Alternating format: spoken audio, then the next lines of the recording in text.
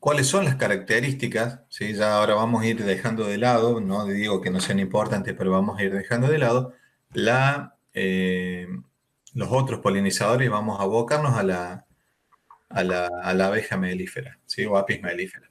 ¿Cuáles son las características que hacen que hoy la apis mellifera sea el agente polinizador por excelencia? Primero que está presente en muchos ambientes, ¿sí? Fíjense ahí, no se nota bien, pero lo que quise mostrarles fenotípicamente cómo son, si bien son todas apis mellifera, ¿sí? Acá tenemos apis mellifera melífera, apis mellifera ligústica, apis mellifera cárnica, caucásica, ¿sí? Apis mellifera escutelata, todos los de acá arriba son abejas europeas. Apis mellifera escutelata fue la abeja introducida por los investigadores en brasilero en la década del 60, que llegaron a obtener por cruzamiento y hibridación, Apis mellifera o la abeja africanizada. Hoy tenemos un pool de toda esta genética, ¿sí? Y tenemos en realidad polihíbridos, pero sobre todo ecotipos locales de abejas, ¿sí? Que cumplen hoy la función de polinización, ¿sí? ¿Y por qué lo discriminé así? Y porque cada una de ellas tiene diferentes atributos, ¿sí? Si bien son todas apis mellifera, alguna, por ejemplo, tiene una glosa un poquito, por ejemplo, apis mellifera caucásica es de estas 4 abejas europeas introducidas, ¿sí? De hace más de entre 300 y 400 años, es la que tiene la glosa un poquito más larga. Esa glosa o estructura bucal, que es la responsable de obtener, o parte de la estructura bucal responsable de obtener el recurso nectarífero de los nectarios, ¿sí? Es la más larga, es la que presenta la glosa más larga. Y así cada una de ellas tienen atributos, el tema de la pilosidad, pero también es importante el comportamiento higiénico. Y hablando de polinización, también es muy importante la característica de no la agresividad, sino, bueno, sí, le podemos poner así, si son abejas más dóciles o menos dóciles, o si responden a algunos estímulos de manera mucho más agresiva que otras. Que a la hora de brindar un servicio de polinización, ¿sí? Aquella persona que busca el servicio de polinización o aquel agricultor que quiere que sus manzanas, sus peras, su cultivo sea polinizado, no quiere que cada vez que vaya al campo la abeja pique a los operarios, ¿sí? Entonces eso también se busca y es un atributo que está dentro de ese pool genético de esos ecotipos locales. Pero tiene otras ventajas competitivas y competitivas, y ahí sí lo puedo comparar con otros insectos, con otras apis, ¿sí? Que no, también, si bien no son apis mellifera, pero por ejemplo los bombus, ¿sí? Los bombus, los guanqueros, abejorros, los bumbún, ¿sí? También se cultivan esos abejorros, también hay empresas que los cultivan, los cría y vende colmenitas de abejorros que por ahí también son en algunas oportunidades mucho más eficientes que apis mellifera. Lo que sucede con apis mellifera es que uno cuando lleva colmenas a brindar un servicio de polinización está inundando el ambiente con una cantidad muy importante de agentes polinizadores, ¿sí? Una colmena puede llegar a tener 30 o 40 mil abejas pecoreadoras comparado con, por ejemplo, una colmenita de bombus que puede llegar a tener entre 100, 200 hasta 400 abejorros. Esa diferencia, ¿sí? Si bien el abejorro puede ser muchísimo más eficiente, puede tener a lo mejor mucho más tiempo en el día para polinizar o trabajar a temperaturas mucho menores que la que haría Apis mellifera, eh, la gran cantidad de abejas, ¿sí? Por ahí suplanta o disminuye ese efecto de especificidad a la hora de polinizar que puede llegar a tener los abejorros. Ahora, con respecto a las abejas, hay o sea, ¿cuáles son cómo sería el comportamiento de la abeja ante el cambio o los factores climáticos? Por ejemplo, la abeja, con respecto a la luz, están activas solamente con la presencia de luz solar, ¿sí? No es que tenga que tener el sol a pleno, ¿sí? Horas más, horas menos, la abeja trabaja, pero siempre en presencia de luz solar, ¿sí? más allá que tengan, por ejemplo, días nublados, ¿sí? No sé dónde estarán ustedes hoy. Hoy acá en mi casa está todo nublado. No significa que un día como hoy la abeja no salga a cumplir las funciones de polinización o buscar la recompensa en néctar y polen. Con respecto a la temperatura, por ahí sí, la temperatura óptima de trabajo de la abeja va entre los 15 y los 30 grados, ¿sí? Por debajo de los 15 grados de temperatura, la abeja empieza a disminuir la actividad, ¿sí? Y por encima de los 30 y pico, casi llegando a 40, también se dispersa esa posibilidad de polinización porque comienza a tener en la colmena algunas otras actividades, como por ejemplo la disminución de la temperatura o regulación de la temperatura a través del aleteo o salir del nido de cría.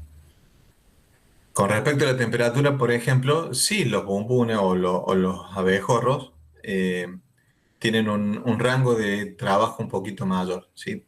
Trabajan a temperaturas más bajas que la que haría Apis mellifera, ¿sí? Y eso le da un grado o un toque de mayor eficiencia. Con respecto a la lluvia, la abeja no sale cuando llueve, ¿sí? Aunque la lluvia sea de baja intensidad, ¿sí? Entonces eso quita también eficiencia. Y con respecto a los vientos, también cuanto mayor sea el grado el volumen de los vientos, la capacidad de vuelo de la abeja también disminuye, ¿sí? Sí, por ahí tengo que hacer esta salvedad. Los abejorros, por ejemplo,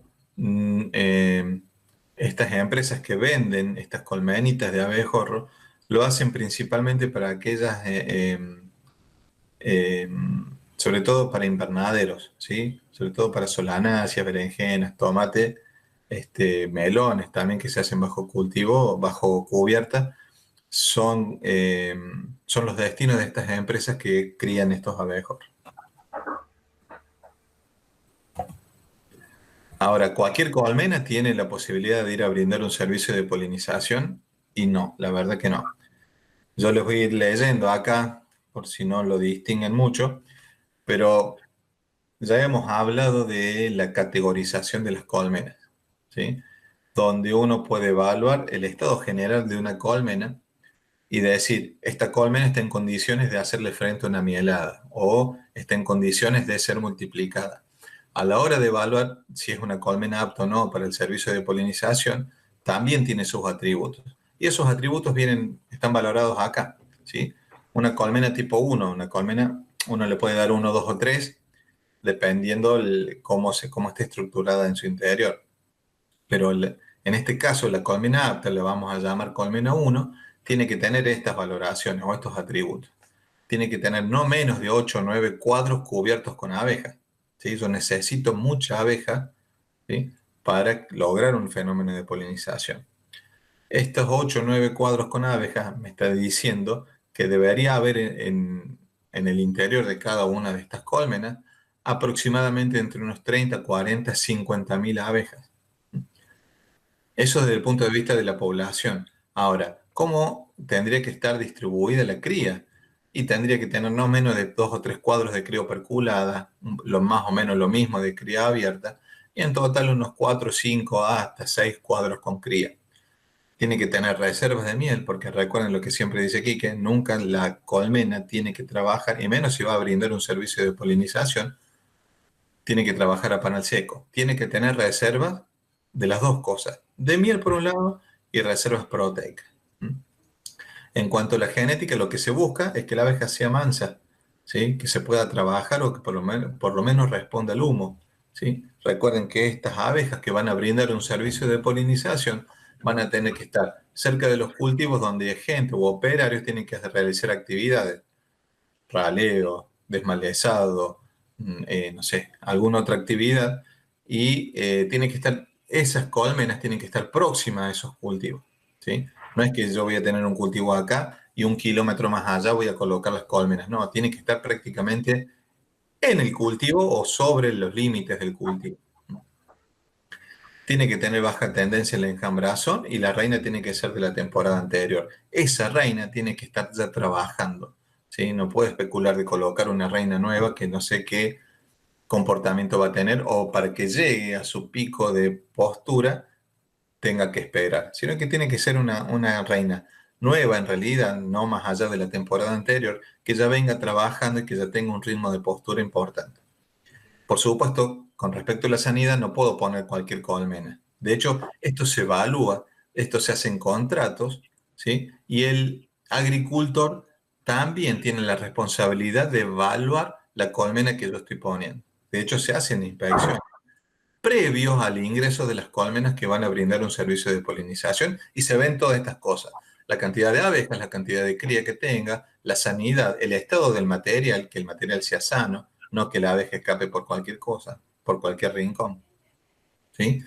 Y obviamente también poner el valor de referencia al servicio, que por supuesto el valor que el apicultor va a cobrar por este servicio de polinización varía con el cultivo, ¿sí? O con el valor económico del fruto que dé ese cultivo. Si no es lo mismo polinizar un arándano que polinizar una manzana, ¿sí?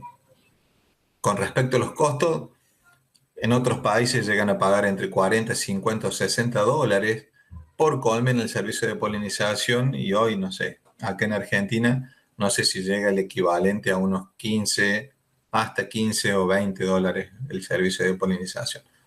Parece tentador, pero bueno,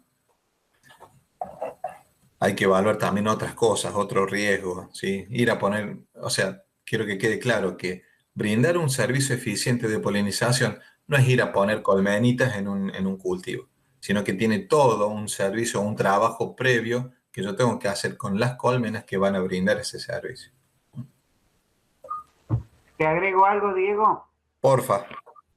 Se dice también que las colmenas tienen que estar en un input de crecimiento. O sea, si uno tomara cualquier curva de crecimiento de cualquier ser vivo, ¿no es cierto? Tiene que estar vieron que es una sigmoide ese dibujo, tiene que estar en la parte lo más cercana que tenga máxima pendiente para que justamente esa colmena tenga mucha demanda de recursos proteicos y pueda hacer un eficiente servicio de polinización y además tenga mucha abeja para ir a buscar los recursos.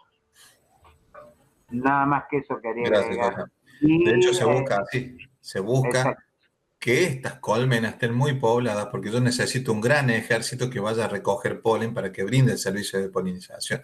De hecho, hay apicultores que brindan estos servicios que van estimulando estas colmenas. ¿Por qué se estimula? Y cuando hablo de estimulación es un aporte constante y poco, pero frecuente de jarabe que acentúa esta búsqueda de polen, ¿sí? Y eso hace que la eficiencia en la polinización sea un poquito mayor. De hecho, cuando yo hablaba recién de que se hacen contratos, eh, hay lugares, por ejemplo, si hablamos de acá en Argentina, hay 4 o 5 lugares donde el servicio de polinización es muy, muy, muy importante. De hecho, las colmenas están destinadas no a la producción de miel o la producción de material vivo, sino que están destinadas al servicio de polinización. Estos lugares de importancia son, por ejemplo, en el Alto Valle del Río Negro, para la polinización, sobre todo de frutales de pepita, ¿sí? Manzana, pera, membrillo. Algo vamos a hablar de eso ahora. Eh, en la provincia de Buenos Aires hay hoy hay muchos productores de eh, frutales de carozo que también están brindando o buscan los servicios de polinización, ¿sí? Para damascos, para duraznos.